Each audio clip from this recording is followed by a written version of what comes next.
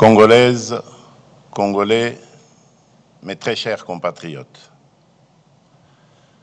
dans la marche d'une nation, certains moments exigent davantage que la gestion du présent.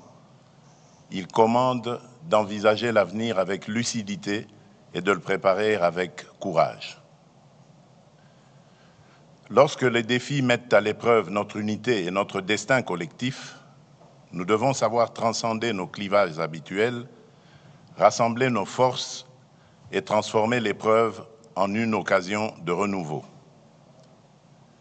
C'est dans cet esprit de responsabilité, de rassemblement et de confiance en l'avenir que je m'adresse aujourd'hui à la nation.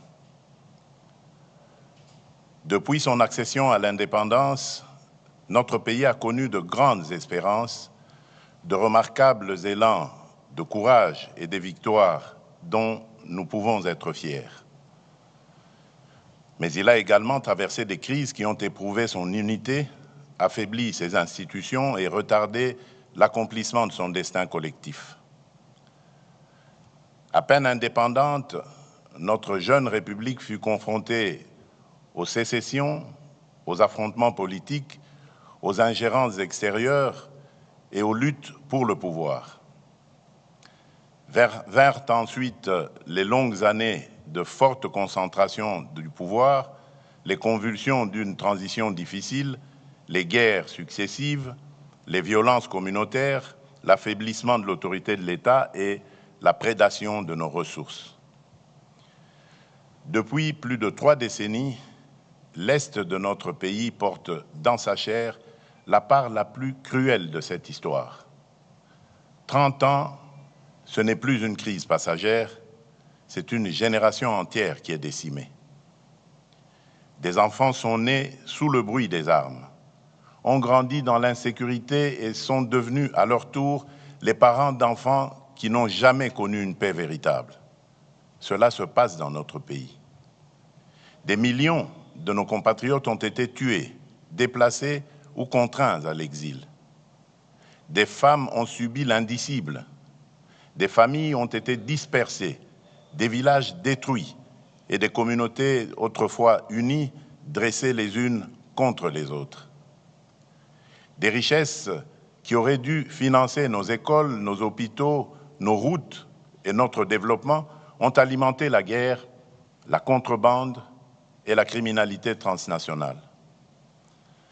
À Goma, Bukavu, Bunagana, Rutshuru, Masisi, Nyiragongo, Lubero, Beni, Djougou, Irumu, Calais, Uvira et dans tant d'autres territoires meurtris, des générations entières ont appris à vivre dans l'incertitude, à fuir dans l'urgence et à rebâtir sans cesse ce que l'agresseur et ses supplétifs venaient de détruire dans leur entreprise meurtrière.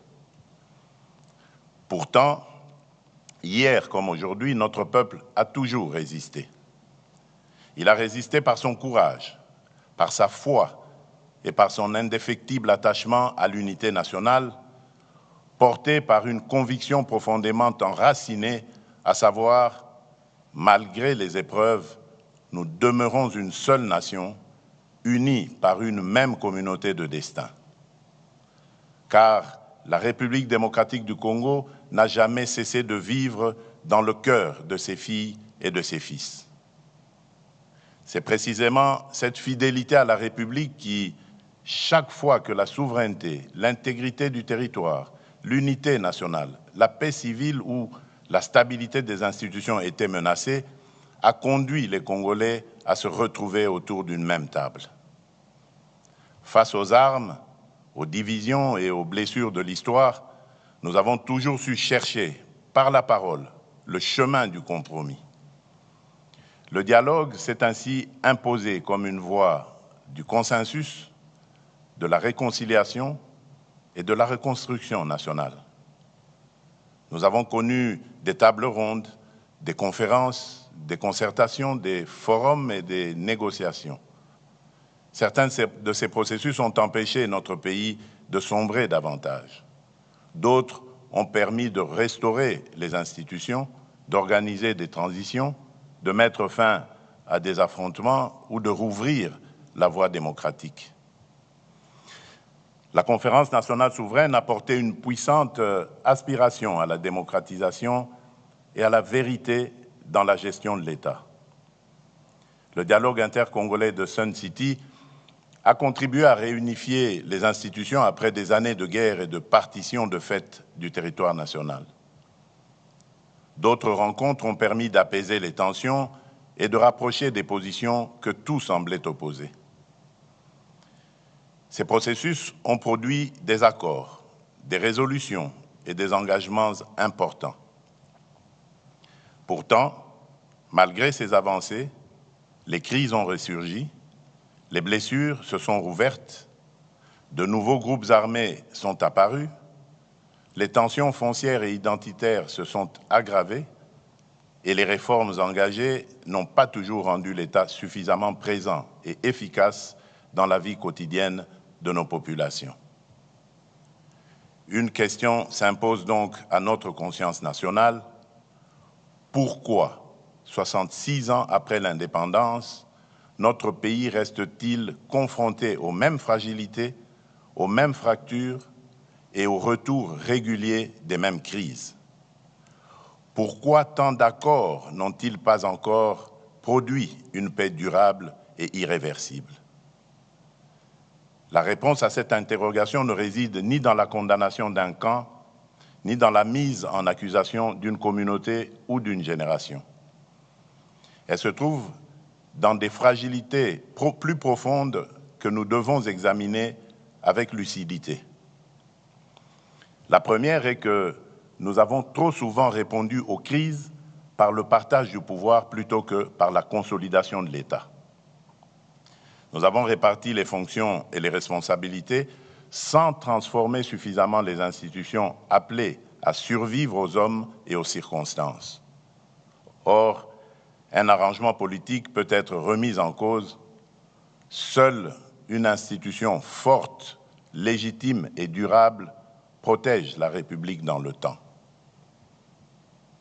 La deuxième est que nombre de ces processus sont demeurés concentrés entre acteurs politiques dans des espaces éloignés des réalités quotidiennes de nos populations. Le peuple congolais a souvent été appelé à soutenir des conclusions qu'il n'avait pas véritablement contribué à élaborer. Pourtant, aucun accord ne peut durer s'il n'est pas compris, approprié et défendu par la nation elle-même. La troisième est que nos engagements n'ont pas toujours été accompagnés d'une véritable obligation de résultat. Trop souvent, la signature a été confondue avec l'action. Les responsabilités étaient mal définies, les calendriers imprécis, les moyens insuffisamment identifiés et les mécanismes de suivi trop faibles. Ainsi, les promesses ont parfois duré moins longtemps que les crises auxquelles elles devaient mettre fin. À ces insuffisances se sont ajoutées d'autres erreurs.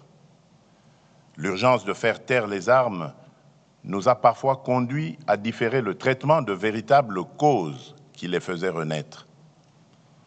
La violence a trop souvent semblé ouvrir plus rapidement les portes de la reconnaissance politique que la mobilisation populaire, le mérite, le travail, la loyauté républicaine ou le suffrage universel. Les victimes, quant à elles, ont parfois été appelées à pardonner avant d'avoir été pleinement entendues, reconnues et réparées. Nous avons voulu tourner la page sans toujours l'avoir lue jusqu'au bout.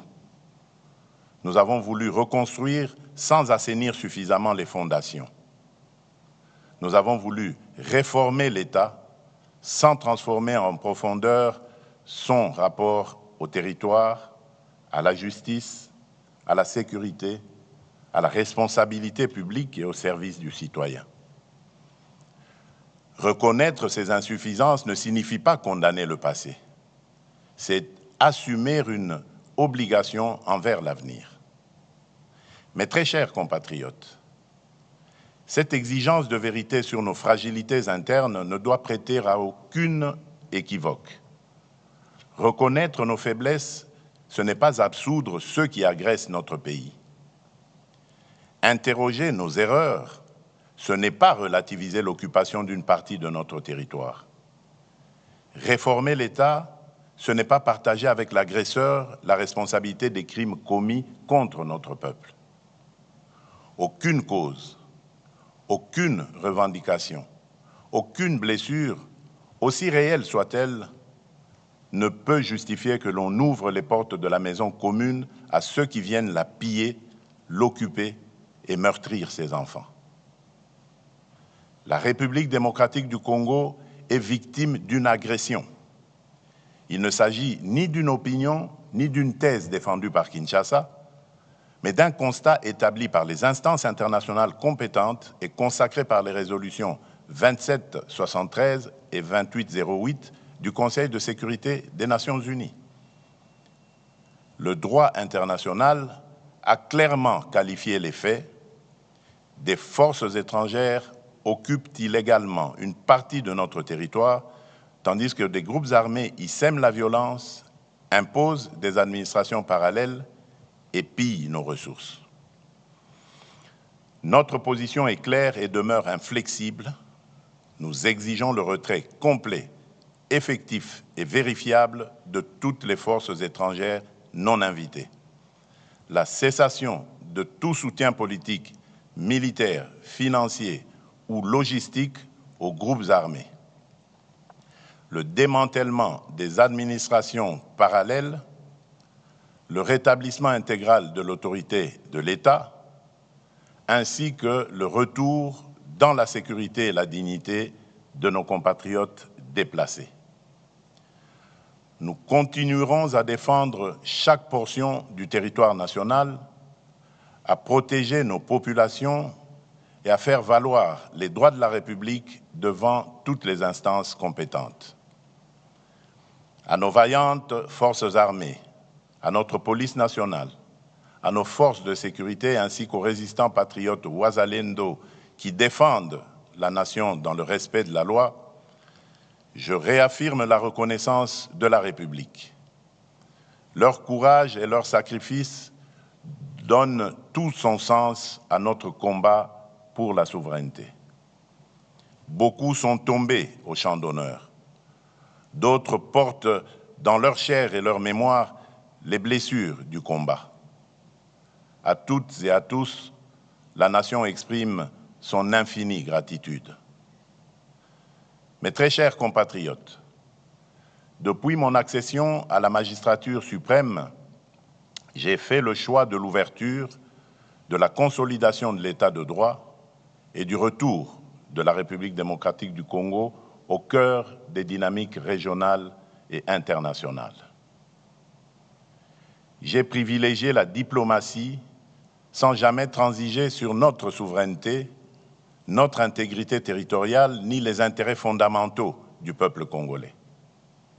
Les processus engagés à Washington et à Doha, ainsi que les initiatives conduites sous l'égide de l'Union africaine, avec l'appui de la CIRGL, de la SADC, de l'Union européenne et des Nations unies, ont ouvert de nouvelles perspectives de sortie de crise. Le processus de Washington traite principalement de la dimension interétatique du conflit, des engagements de la République démocratique du Congo et du Rwanda, ainsi que des conditions d'une sécurité régionale fondée sur le respect de la souveraineté des États. Le processus de Doha porte notamment sur la cessation des hostilités avec l'AFC M23, les mécanismes de vérification, l'accès humanitaire et les conditions nécessaires à la stabilisation durable de l'Est de notre pays. L'Union africaine, à travers sa médiation et son panel de facilitateurs, veille à la cohérence africaine de ses démarches en coordination avec les organisations régionales et nos partenaires internationaux. Ces processus sont indispensables. Ils doivent être poursuivis avec constance et leurs engagements pleinement exécutés. Mais ils ne peuvent, à eux seuls, réparer toutes les fractures qui traversent notre nation. Face aux menaces extérieures, notre sécurité repose d'abord sur notre détermination à défendre la patrie, sur la solidité de nos institutions et sur l'efficacité de notre diplomatie. Elle peut être renforcée par l'engagement ferme de nos partenaires vis-à-vis de l'exigence du bon fonctionnement des mécanismes internationaux.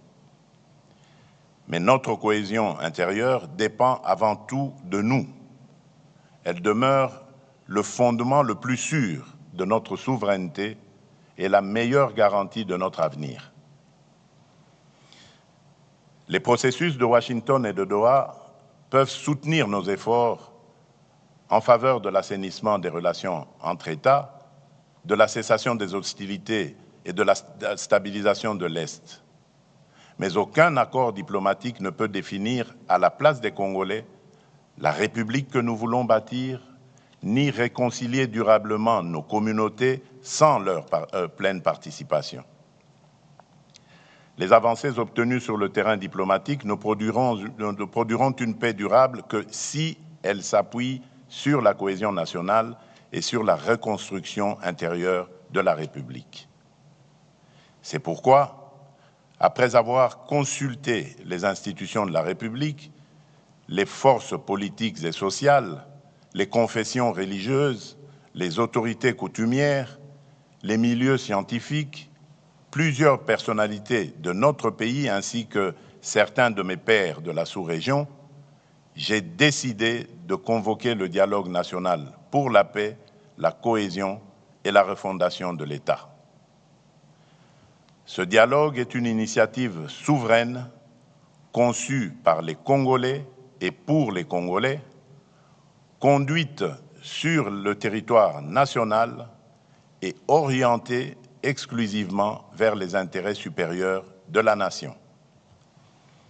Il réunira les filles et les fils de notre pays autour d'un impératif qui dépasse nos personnes, nos partis et nos ambitions, à savoir défendre la République, consolider la paix, préserver l'unité nationale et protéger nos intérêts stratégiques.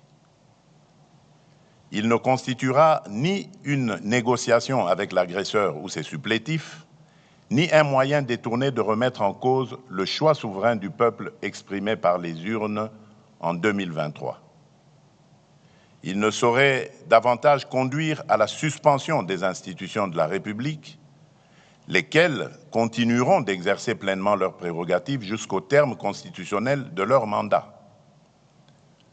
L'ambition de ce dialogue est claire: permettre au peuple congolais de ne plus seulement répondre aux manifestations successives de nos crises, mais d'en traiter enfin les ressorts profonds.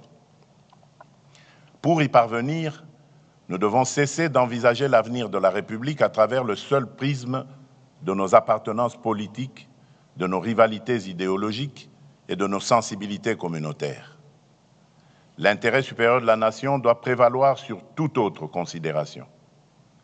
La République nous précède, nous dépasse et nous survivra.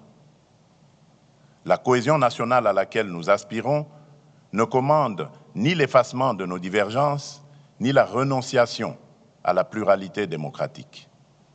Elle se fonde sur le respect des différences et la liberté du débat et se mesure à notre capacité à défendre des projets distincts sans trahir la République, comme à vivre pleinement nos appartenances culturelles, linguistiques, provinciales ou politiques, sans jamais les placer au-dessus de notre commune citoyenneté congolaise.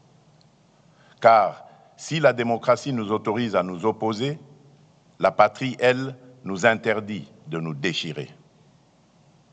Mais très chers compatriotes, ce dialogue national se distinguera d'abord par son ancrage territorial. Il ne commencera pas à Kinshasa, mais au cœur de nos 26 provinces, de nos territoires et de nos communautés. Avant les assises nationales, une vaste consultation politique et technique sera organisée dans chaque province.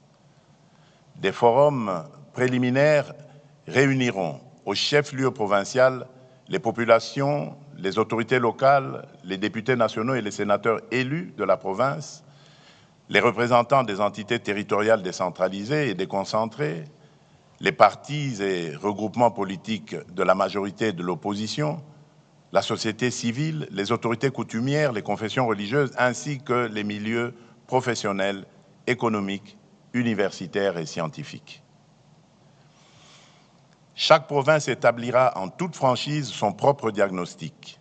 Les causes de l'insécurité, les conflits fonciers et coutumiers, les tensions communautaires, les insuffisances administratives, les inégalités, les obstacles au développement et les réformes jugées nécessaires.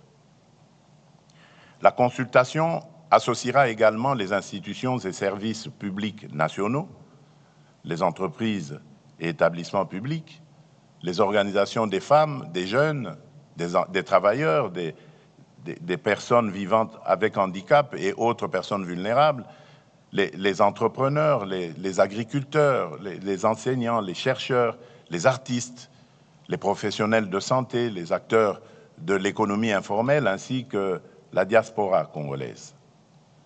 Chaque entité consultée formulera ses priorités et ses propositions. L'ensemble de ces contributions sera consolidé dans un document de synthèse nationale qui constituera le socle des travaux et garantira l'ancrage populaire des assises nationales. Ainsi, les assises de Kinshasa ne seront pas le point de départ du dialogue, mais l'aboutissement d'une parole recueillie à travers tout le pays. Le peuple congolais ne sera pas appelé à entériner les conclusions d'une négociation menée sans lui. Il sera la source, la conscience et le véritable auteur de ce processus. Les assises nationales réuniront des délégués reflétant la diversité politique, institutionnelle, sociale, territoriale et culturelle de la nation. Ce dialogue ne sera la priorité d'aucun parti, d'aucune institution, d'aucune confession religieuse, d'aucune personnalité ni d'aucune majorité politique. Il garantira une parole libre, contradictoire et responsable dans le respect de la Constitution, des lois de la République et de l'intérêt national. Telle sera sa différence. Une différence de méthode, d'ancrage et de nature. Toutefois, l'inclusivité ne signifie ni l'effacement des principes, ni la confusion des responsabilités. Nul ne sera exclu en raison de ses opinions, de ses critiques, de son appartenance politique, de son origine provinciale, de sa langue, de son ethnie ou de sa religion. Mais nul ne peut prétendre s'asseoir à la table de la nation tout en prenant les armes contre elle. Aucune arme ne conférera à son porteur un droit supérieur à celui que le suffrage reconnaît aux citoyens.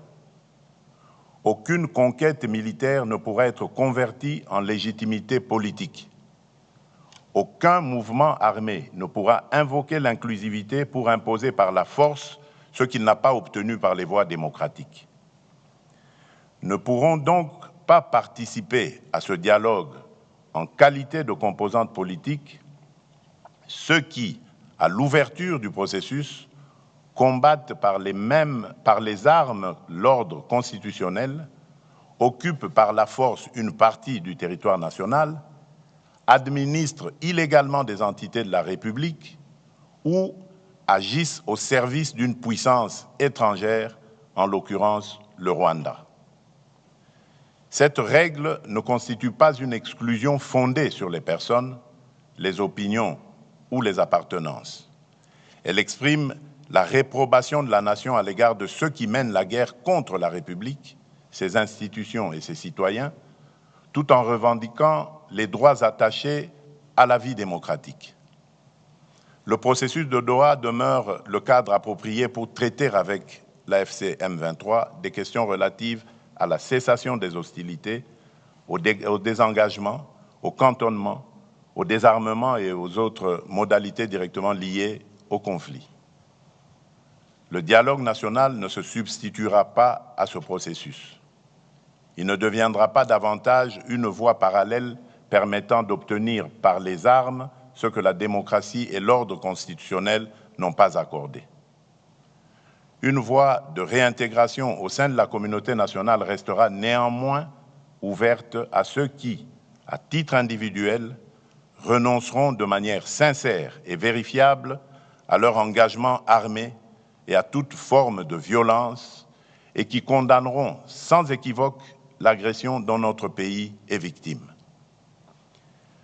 Leur prise en charge s'inscrira dans les mécanismes de désarmement, de démobilisation, de réintégration, de relèvement communautaire et de stabilisation, le PDDRCS, ainsi que dans les dispositifs de justice et de réconciliation. Mais attention, la paix ne saurait signifier l'impunité. Les crimes de guerre, les crimes contre l'humanité, les actes de génocide, les violences sexuelles graves et les autres crimes imprescriptibles ne pourront être effacés par une amnistie générale ni sacrifiés au nom d'un compromis politique. Nous ne construirons pas la réconciliation sur l'oubli. Nous ne laisserons pas davantage la vengeance, la haine ou la peur décider de l'avenir de nos enfants. Notre responsabilité sera de tenir ensemble deux exigences indissociables, ouvrir le chemin de la paix à celles et ceux qui renoncent sincèrement à la violence et garantir la justice à celles et ceux qui en ont été les victimes.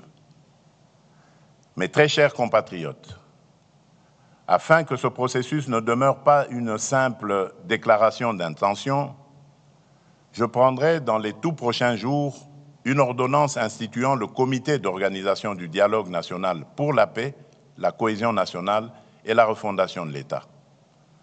Ce comité sera chargé d'assurer la préparation administrative, matérielle et logistique du dialogue et de veiller à ce que les préalables indispensables à sa bonne tenue soient réunis. À l'issue de ces travaux, il me soumettra un rapport préliminaire présentant ses conclusions et ses recommandations.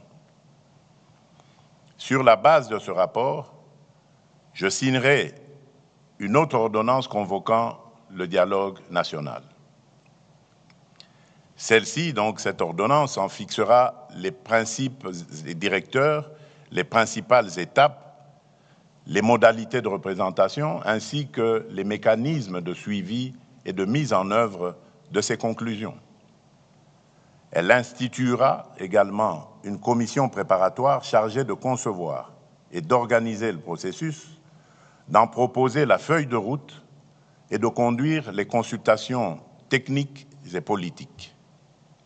Ces membres seront choisis pour leurs compétences, leur probité, leur indépendance d'esprit et leur attachement à l'intérêt national. Les confessions religieuses y seront représentées et contribueront par leur autorité morale, leur expérience et leur proximité avec les populations à instaurer la confiance et à favoriser le consensus. Les autres organes du dialogue, notamment le bureau et l'assemblée plénière, ainsi que leurs attributions et leurs modalités de fonctionnement, suivront par la suite. Le processus s'ouvrira par des consultations dans les provinces. Il se poursuivra par des assises nationales à Kinshasa, sur le territoire de la République. Car un dialogue congolais consacré à l'avenir du Congo doit se tenir au Congo sous la responsabilité des Congolais. L'ensemble du processus sera limité à une durée maximale de 3 mois. Il devra être suffisamment inclusif pour garantir une expression libre, pluraliste et représentative, tout en demeurant rigoureusement encadré afin de préserver l'enlisement, les manœuvres dilatoires et la dilution des responsabilités. Les assises devront aboutir à l'adoption d'un pacte national pour la paix, la cohésion et la refondation de l'État. Ce pacte ne sera pas une déclaration de principe sans lendemain. Ces conclusions seront réparties et mises en œuvre conformément aux compétences constitutionnelles de chaque institution. Ainsi, les engagements relevant du président de la République feront l'objet de décisions précises. Ceux qui relèvent du gouvernement seront traduits en actions assorties d'échéances, de moyens et d'objectifs mesurables. Les réformes relevant du Parlement lui seront transmises conformément aux procédures prévues par la Constitution. Une matrice politique de mise en œuvre précisera pour chaque engagement l'institution responsable, le calendrier d'exécution et les résultats attendus. Un mécanisme national de suivi sera institué et des rapports périodiques seront rendus publics. Chaque Congolaise et chaque Congolais devra pouvoir connaître les engagements exécutés, ceux qui restent à accomplir et les difficultés rencontrées. C'est par la transparence que nous reconstruirons la confiance.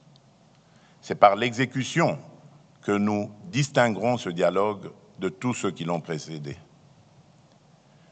Je compte également sur l'engagement des autorités coutumières, de la société civile et de l'ensemble des forces morales et sociales de la nation. Dans cette période décisive, leur ancrage auprès des populations sera essentiel pour contribuer à l'apaisement des tensions, au rapprochement des communautés et à la consolidation de la cohésion nationale. À notre invitation, les partenaires internationaux pourront accompagner la mise en œuvre des engagements nécessitant leur concours, notamment dans les domaines de la paix, de la reconstruction, de la justice transitionnelle, de la réforme du secteur de la sécurité et du développement, et cela dans le strict respect de notre souveraineté et des choix du peuple congolais. Mes très chers compatriotes, un dialogue sincère exige un climat politique serein. À cet effet, je donnerai instruction au gouvernement d'engager, en concertation avec les institutions compétentes et dans le strict respect de la séparation des pouvoirs, la préparation et la mise en œuvre des mesures de confiance et de décrispation politique. Conformes à la législation en vigueur, ces mesures devront préserver l'indépendance de la justice, garantir les droits des victimes et tenir compte des impératifs de sécurité nationale, tout en favorisant un débat apaisé dans lequel chacun pourra défendre ses convictions sans haine, intolérance ni violence. Dans l'esprit de responsabilité et de concorde nationale qui guide cette démarche, je veillerai personnellement à ce que soient réunis dans le strict respect des lois de la République et des exigences de la paix civile les conditions de sécurité et de confiance nécessaires au retour et à la participation de ceux de nos compatriotes que les épreuves de notre histoire récente ont conduit, pour diverses raisons, à se tenir en marge de l'unité nationale. J'en appelle également à ceux qui se sont engagés dans des voies contraires à l'idée nationale, mais qui souhaitent aujourd'hui se ressaisir. Le moment est venu de renouer avec la République et de reprendre pleinement leur place au sein de leur communauté nationale. J'invite enfin chaque acteur politique, social, religieux ou communautaire à accomplir le geste d'apaisement que la nation attend de lui, baisser le ton, renoncer au discours de haine, proscrire tout appel à la violence, préférer l'argument à l'invective et placer en toutes circonstances l'intérêt supérieur de la République au-dessus des intérêts partisans. Congolaises, Congolais, mes très chers compatriotes, l'heure n'est plus aux postures stériles. L'heure n'est plus aux querelles de préséance ni aux fractures entretenues au détriment du peuple. L'heure est au sursaut, à l'unité et à l'action. Au-delà des crises présentes, la démarche que nous engageons nous invite à un choix historique. Voulons-nous leur léguer une République condamnée à subir les crises ou un État capable de les prévenir et de protéger durablement sa population?